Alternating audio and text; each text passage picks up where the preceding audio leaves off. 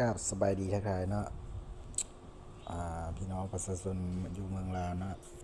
ใน5 วันที่ผ่านมาเนาะข้าพเจ้าเนาะซื้อบัตรกระผมหรือซื้อดินหรือว่าซื้อบะแลนเนาะ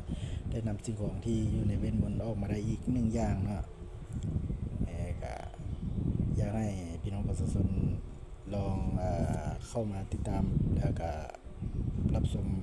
รับเบิ่งได้นำข้าพเจ้านะถ้าข้าพเจ้าบ่สะดวกสิให้เบิ่งได้ขอให้เพื่อนๆหรือว่า FC แต่ละคนที่อยากเบิ่งก็ให้มาเบิ่งได้อยู่เฮือนเนาะอันนี้ก็อยากให้เข้าใจเนาะให้มาเบิ่ง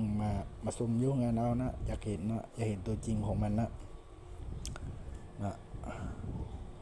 บ้านก็อยู่โพนคอเนาะเมืองหินปูนแข่งขมวนเรานี่แหละอันนี้ก็ขอขอบใจนำ